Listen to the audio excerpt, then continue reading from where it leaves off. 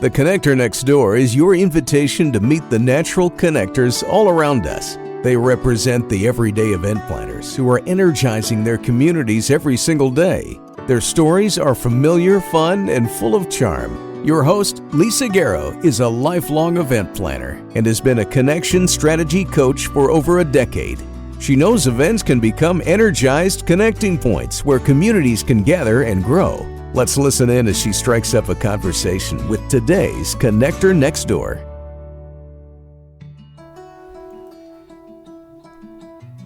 Ever since she was young, Lucy Brazier has been driven to drive people together to have conversation. As one of the world's leading authorities on the administrative profession, CEO of Marcham Publishing, publishers of the Executive Support magazine, Lucy's passion is for the assistant role to be truly recognized as a career and not just a job. With access to the most forward-thinking, passionate, and knowledgeable administrative business leaders in the world, as well as personally meeting and speaking to literally thousands of assistants over the last 10 years, Lucy's knowledge of the market and what assistants all over the world are facing on a day-to-day basis are second to none. In a survey conducted by Lucy's team, she found 87% of assistants plan events as part of their role. That's no surprise, as Lucy shares the assistant's superpower is process and procedure, and that's all mixed up with great people skills. Who better to plan events for a business, organization, or group? Lucy now lives in Spain, 100 meters from the sea, which is where I caught up with her virtually for this conversation. Well, welcome back, everyone, to The Connector Next Door, coming to you on Season 2. So excited about what we've been able to learn in Season 1. So many great conversations. I was able to walk next door to many different places all around the world in Season 1, and really Season 2 is no exception. And thank you so much, Lucy, for joining me today. Welcome here. Thank you, Lisa. It's such a pleasure to be here. Thank you for the invitation.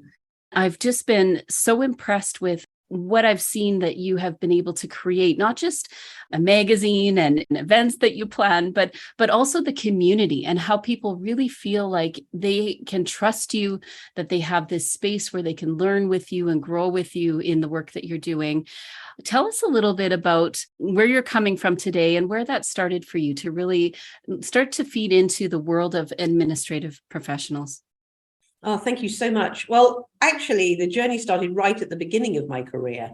I left school at 18 and went to the local newspaper.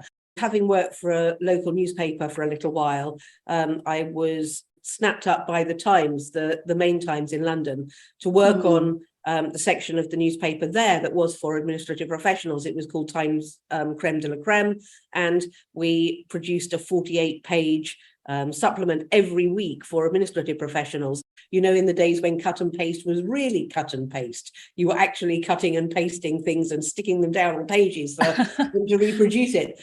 And I then went on to work at 9 to 5 magazine, which again was a magazine specifically for the secretarial profession as it was then. But then I had quite a long period of time where I went and did other things. In 2003, I acquired a newsletter for assistants, which was mainly in the UK and which had been produced for about 16 years at that point. And I'd always wanted to turn it into a proper global publication because I'd worked in publishing my entire life. And in 2011, I got the opportunity to do that. But, you know, right from the beginning, I think probably because I had such a small budget to start it. I started the magazine with just £10,000 worth of budget. And we had no money for marketing at all. And social media at that point was really quite new. And so I recognized quite early on that the money was probably going to be in the conversation, and that if I wanted to build lists and I wanted to make sure that I could talk to people every day, then I needed to build my presence on social media. So it was at that point LinkedIn and Facebook and Twitter. And we have grown a community, which is what I had really wanted to do from pretty early on, which has grown now to LinkedIn. Our group is 48,000 assistants, and my personal following is 38,000. And then I think Facebook is about 18,000 between the group and the page and Twitter is 12,000. I think I understood quite early on that it wasn't about broadcasting. It really was about the conversation.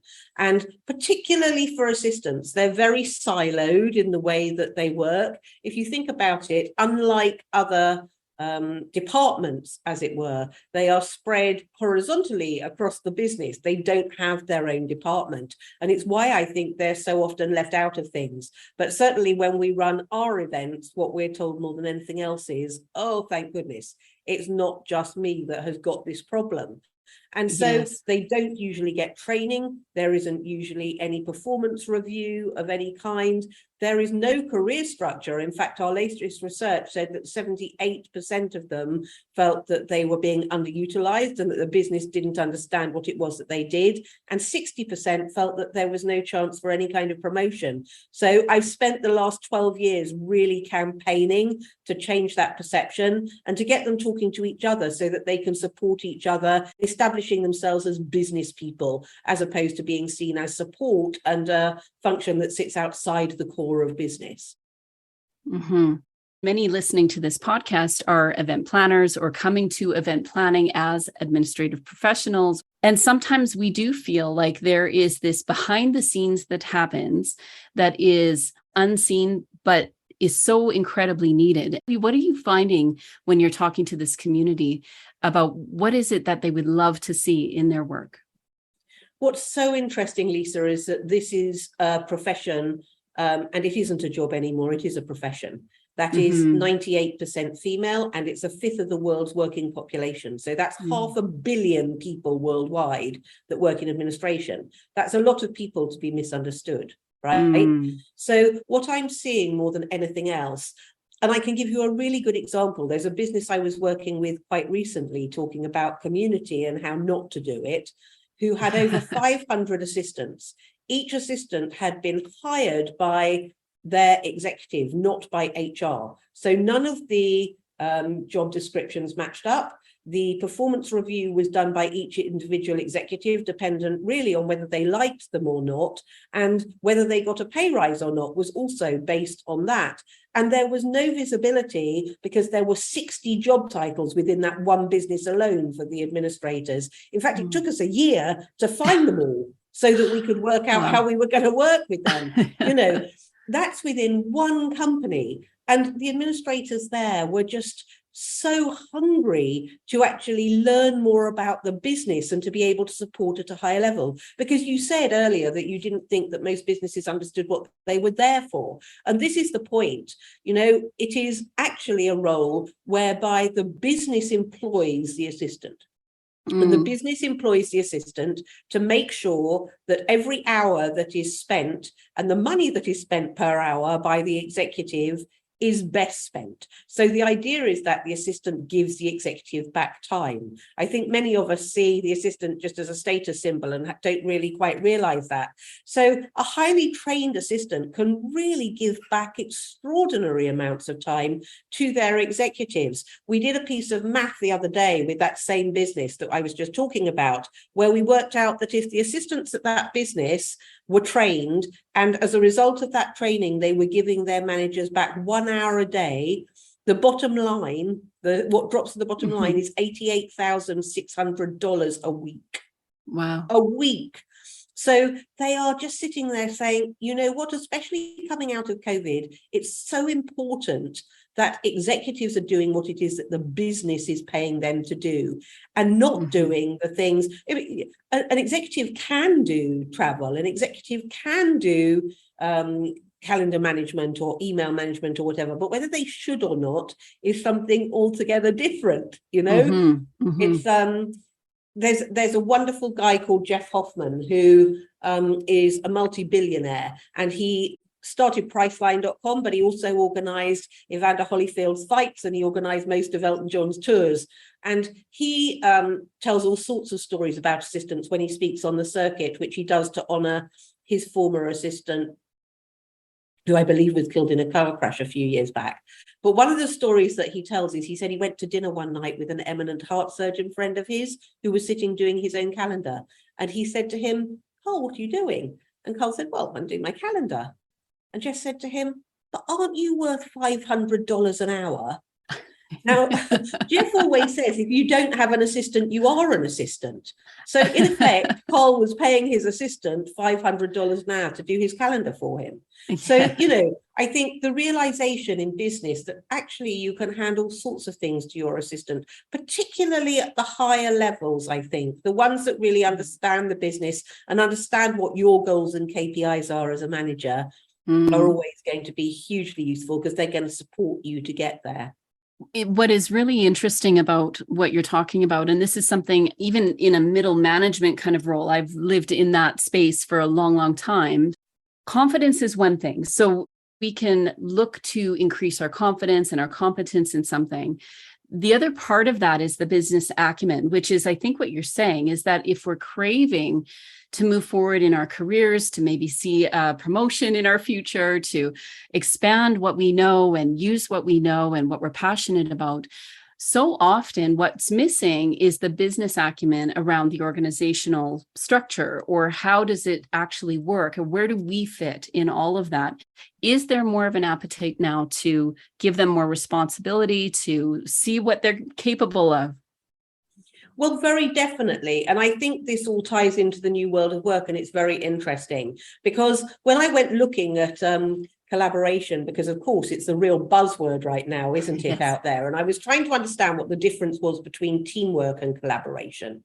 And the best way that I can work it out is to give you an analogy that is around putting on a theatrical play. So if you're doing teamwork, then you have actors and you have people who do wardrobe and you have the lighting designer and the set designer and maybe the people who do the sound engineering, but you have a director and you don't necessarily have to like the director, but the director is going to tell everybody what to do and they get the play done because that is the goal, right? Yes. If you're talking collaboration, love the analogy. If it's collaboration, it's entirely different because you're not just working together, you're thinking together. And so if we go back to what we were talking about a moment ago and putting on the play, everybody would turn up day one with all their various skill sets and they would sit there and they would work out between them what an exceptional production looked like. And there has to be trust and there has to be respect. And it's about really understanding what the goal is at the end of it all so that everybody is aiming at that goal. If there isn't a clear goal, you've got a real problem, but nobody owns it. So if you take that back to what is happening with the assistant, it's taking the ego out of it in terms of the executive. And it's saying that whereas there used to be almost a master and servant relationship and has been for years, now what you want is rather than the executive having their goals and understanding what is got to be achieved and the assistant running along behind that, trying to catch up and mop up all the administrative detail. If they are now working collaboratively, you've got the assistant skill sets, which if they're trained are huge. And the executive skill sets, and when the two come together, it's like one perfect employee. It's like two sides of the coin, and one of you breathes in and one of you breathes out. So if you can get that collaboration going, the assistant should be running alongside the executive so that together they're working towards that compelling goal. And certainly everything I'm reading about the new world of work is saying that it's going to be very goal focused. So rather than working 9 to 5, and sitting at a desk from 9 to 5 and then getting paid for that, it's going to move far more with hybrid working to here are your goals for this week or for this month. And as long as you achieve those, we will pay you. So that this whole concept of the executive and the assistant working on goals together really, really works. Because you know what? The assistant's absolute superpower is process and procedure. Now, as a CEO myself, can I do process and procedure? Of course I can. Do I want to do it? Absolutely not. I would rather stick pins in my eyes. My brain just doesn't work easily that way. And so to have somebody who takes that from me, which is why I employed Matthew and why I now employ Fran, it means that I can get on with the things that I am exceptional at and they do the rest of it. And that's why so many assistants are amazing at events, by the way. 87% of assistants work at doing events as part of their core role, and that is only increasing because they're great at that project management piece, because they're good at the detail, but they're also good at the people piece, and there are very few people within a business who can do that. that's at the heart of a great event is the collaboration. It's really about I love how you're saying it's not just doing the tasks together, but that you're thinking together and you're strategizing together. In the context of an organization or a company, what might be a barrier? What are you finding that people are saying where that collaboration is either not happening, or they might feel like there's some hiccups along the way to really feeling like they're a collaborative partner with their executive? I think most of the time it's down to the fact that the Bureau of Labour Statistics has one level for assistance, and that is task-based and reactive. So interesting. It's about the executive telling the assistant what they want and the assistant going to do it. And so when HR comes to benchmark, they are only looking at that one level for assistants, and they're going, well, you're doing what you're meant to be doing, rather than looking at using them in a far more business savvy way, really. I mean, you're getting assistants doing research and briefing documents and making sure that if an executive is going to see a customer, that the history for that customer is written up before they go, or really supporting at the highest level so the executive can get on with doing what they're doing. I'll give you a really good example. Helen Clark, who is Richard Branson's assistant currently, who I've interviewed several times, talks about the fact that she sits in leadership meetings, because what it means is that she can watch what he has agreed to do and can hold him to account. She watches what other people have agreed to do and she holds them to account, so that by the time they come to the next meeting, the stuff is done. She watches people's body language to see whether they're getting what he's saying, not so that she goes back and says they're not getting this, but so that she says to him, I think you should go and talk to them. But also so she can see what's coming down the track, so she can see if there are going to be bottlenecks. So she really understands the language of the business, and so that she is part of that leadership team, bringing her skills to that. Now, that to me is a total no-brainer if you've got a senior assistant. It's such a vital role, particularly at the moment if we're doing online meetings, to have somebody that's really there and understanding all that stuff. And yet so many executives will say, your role is to do travel and diary management and make the tea. What a waste. It and is you know true. what? The other thing is, Lisa, that so many assistants, and this might sound condescending, and I really don't mean it that way, and you know how passionate I am about all of them, but so many assistants come from a point of limitation. And by that, what I mean is that if they're like my mother, who went to school and her parents turned around and said to her, you're not as clever as your brother, maybe you want to go and get some secretarial skills. Or they fell into the job by mistake while they were trying to work out what it was they wanted to do. Very few yet are saying, this is my career of choice. And so they never quite have that moment where they feel, I achieved what I really wanted to achieve and I'm here. And that's something that we're really trying to change. We've just finished doing a project, which was a 6-year project, which was put together by the World Administrators Alliance, which is the equivalent of the G7 for the administrative profession, where we have consulted with 29 different associations representing almost 300,000 assistants globally, and have put in place a career progression for assistants that features 5 levels, which says the kind of skills you need at each level and the kind of tasks you can be expected to do. And we're working now with some of the biggest businesses in the world to implement that, and it's so exciting. Isn't that ever exciting? Reminds me, I was speaking in Prince Edward Island here in Canada just a few months back with the AAP here in Canada, Association of Administrative Professionals here. And my talk was about stepping into the spotlight. How many of us actually choose the spotlight? That's how I was raised. There's no excuse. You've got to step forward, even if you're feeling a bit of that fear. But there's also this barrier to stepping into a spotlight. There's some safety in being in the shadows. There's some ability to make decisions quickly when you're not seen as much. And the discussion really was about what is keeping us from being in the spotlight. What does the spotlight even look like when it's shining on us, as event planners, as administrative professionals? And then what do we do with that? Like, what an opportunity, incredible opportunity for us to change the game. Because right now, when we talk about the new way of work, I don't believe necessarily that we're all going to resign. The Great Resignation is something for some people, for sure. But there's also this other part of it where I think we're just longing to showing up as ourselves with the skills that we have, and possibly even either being given opportunity to do more, maybe doing more, and then being given the opportunity to do it officially in the context of the work that we do. When we talk about the connector next door, it's really about you, Lucy. It's really about how you do this, because you have expanded your work in such incredible ways. The influence you have, in particular with administrative professionals, not just from above, but you've got your finger on the pulse, your ear to the ground. You're really understanding more and more what it means to be an administrative professional in this new world post-COVID. Almost. Tell us a little bit about what connection actually means to you, because it's so important to me that we get to the heart of the people that are really the natural connectors in our worlds, because we can learn so much from somebody that maybe you don't consciously, or even when you were younger, you didn't consciously think of yourself as a connector. But what does connection mean to you that we can maybe learn from a little bit? I think it's about understanding that it's about them, it's not about you.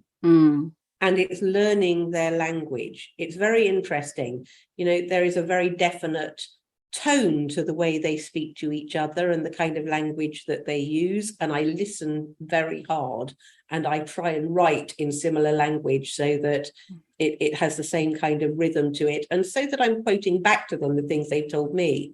But the year before COVID, I spoke in 42 countries, and it was about 183 events, I think. And there's a reason I do that, other than getting out there and, standing up on stage, which I love, educating people.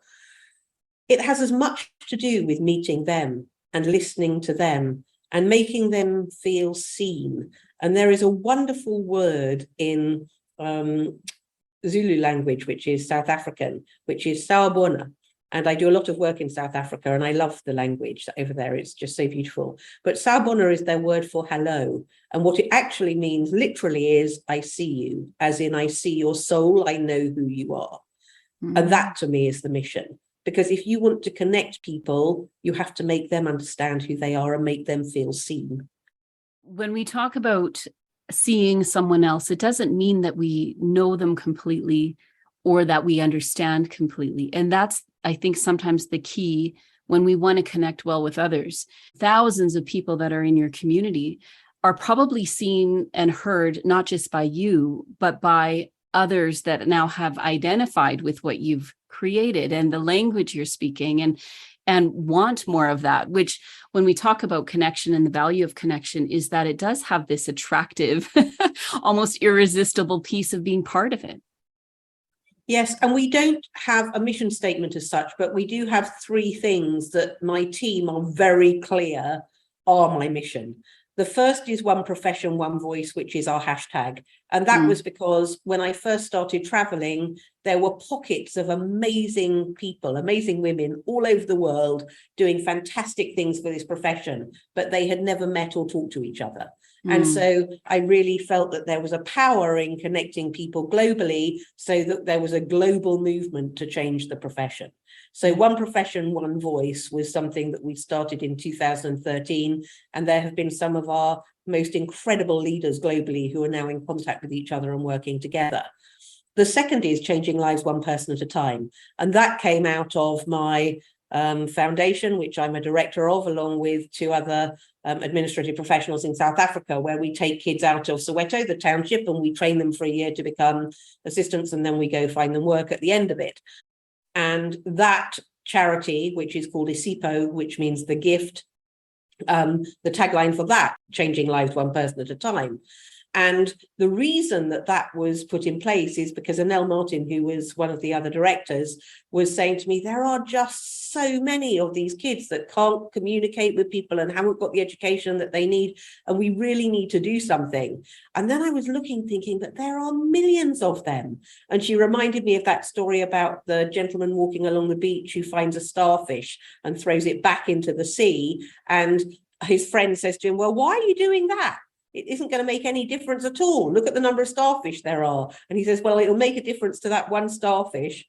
So, I kind of feel like that with the business, in that every time we're talking to somebody, I want to go away with them feeling like they were the only person we spoke to today, and that they are important, and that we're taking time to connect from my heart to your heart, so that we're really listening, and we're not just going through sales blurb with them when we're talking about what we can do for them, but we're listening to their issues, and we're sometimes coming up with new product because of that. And then yes, isn't that fun?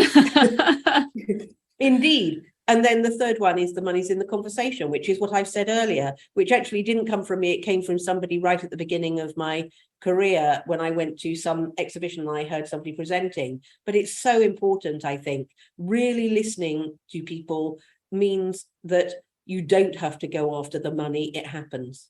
It happens. Yeah. The line that I use for my program, it's called The Connection Architect, is really about being seen, heard, and considered. And everyone, whether you're a participant or a mentor or somebody being involved, you have to actually sign that you are willing to be seen, be heard, and consider your opinion valuable. The other part of that is that we need to do that for others. We need to see, hear, and consider others as we're learning and growing.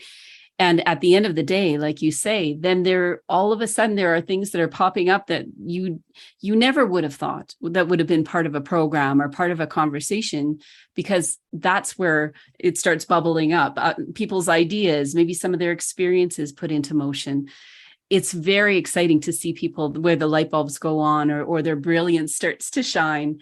And then it's something different. You can't unsee that in yourself. Could you tell us a little bit about the program in South Africa? What do you see as far as that impact for some of these? And is it just women, or is anyone? Have had one man. We have had one man. And it's very small. We have mentors out there who take the girls in the main, and they spend time with them every week, and they do that for free. Our patron is Zelda Lakonji, who was Nelson Mandela's assistant, which helps.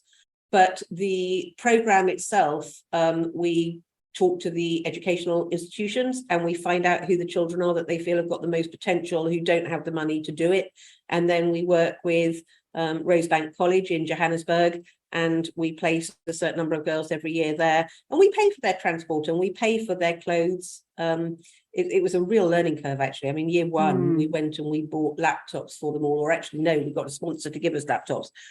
And then we realized that at home, they don't have any electricity, and nor do they have any running water. And most of them are living in houses with 3 rooms where maybe there are 9 people living there. So it was a real transformation for them to actually come to an educational establishment like Rosebank College and study there. But the difference it makes financially, before they get the training, they can expect to make a maximum of about $3,000 a year in earnings, and having had the qualification, they can make up to $25,000 a year. So it totally takes them out of poverty. But also what I'm really interested in exploring is the fact that administration is one of those careers where you don't necessarily need qualifications to do it.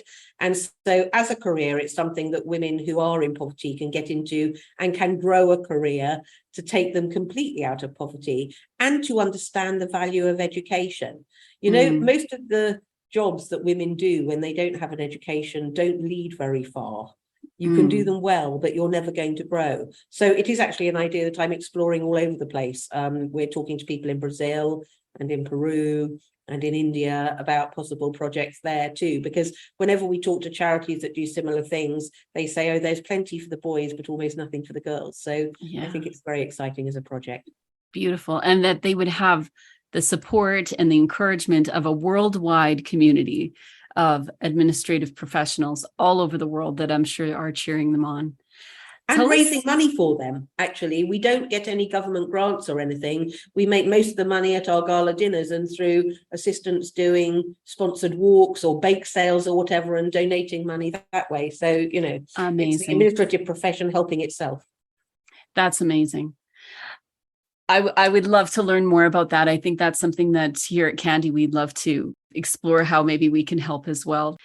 Tell us a little bit about when you were younger. Is this something that you felt that you either had a desire or you had this natural bent where you wanted to bring people together to do bigger things? Oh, gosh. I think I was quite a precocious child. I don't know. My parents are both theatrical people, so we were always around quite a lot of famous people when I was a kid, and I learned very early on that you didn't do anything other than take people exactly for who they are, and that listening was probably a good idea. And my dad was head of drama at the BBC, and he worked for a while for BAFTA. And, so BAFTA is the equivalent of the Oscars in England. And so, I've been to various events there and met some really interesting people there. But right from the get-go, I guess, I just really, really liked people. And I think that's in the middle of all of it, isn't it? Even from right at the beginning of my career, I was kind of trying to drive people to have conversations with each other. And I think part of that came from going to these things with Dad. We'd be walking towards people and he'd say, "Oh gosh, I can remember their name, but I can't remember his wife's name. What's his wife's name?" And I would know usually what his wife's name was, because that you were his assistant. Well, I was. And I was really quite young when I was doing that. So I think I just got used to meeting people and being interested and asking questions. And I also came originally from a sales background. And of course, if you're a decent salesperson, that's all about curiosity and asking lots and lots of questions. And I can remember right at the beginning, I did a stint at Yellow Pages, or White Pages, I suppose it is where you are. But it involved speaking to maybe 100 businesses a month and trying to sell them advertising. And I was more interested in the psychology that got somebody from saying no to saying yes, and also in asking them lots of questions about their businesses so that I could see why they were so successful, than I was in selling the advertising. And the selling the advertising happened anyway, That makes me laugh, because I was in radio campaign sales myself. So that's actually where a lot of my consulting chops, I guess, started, was really in the questioning, because it's like, yes, this is one slice of what you need, but how do we make it work? And so the conversations were quite expansive. I understand. Oh, that's really interesting. Also, now I understand a little bit of the theater example that you gave us earlier, where that's coming from as well, the idea of actually a theater production and teamwork, and what does collaboration actually mean. Isn't that interesting? Were you ever part of the theater yourself? Oh, I sang for a while until I realized I wasn't as good as either of my sisters, and then decided that maybe not. But I sang in wine bars for a while. But it's so interesting, isn't it, that you kind of get the job you need in the end if you really focus on it, I think.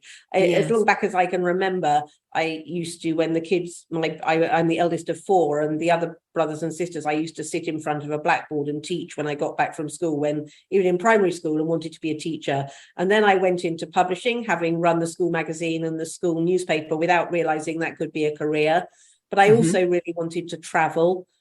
And I think pulling all that stuff together, I seem to have found a job that does all of it. And that's wonderful. And you're loving where you are right now? Oh, very much so. Very much so. I mean, not only am I out there, I mean, how bad can it be? All I do is read really inspirational things and talk to really inspirational people. And I'm traveling all over the world. I think this year is going to be about 20 trips, probably, by the time I'm done. And I moved to Spain over the pandemic. So I now live about 100 meters from the sea, which is, oh my goodness, was also a dream. That's okay. Amazing. So in all of this, what I'm hearing from you is that in your own work, that you're encouraged about where things are going for you personally, but also for the industry, for people that are out there. And I'll say for event planners as well. I was having a lot of meetings yesterday, and I really work with in-house do-it-yourself event planners. And there's a little, that feeling like we're all a little bit out of sorts, that we're very busy. There's a lot of stress. There's a lot of intensity right now as things are opening back up for events. What would be your encouragement to people out there that are really looking at either readjusting their career, expanding their career, really finding new ways to be themselves and to see what's next for themselves? What would you encourage them with today?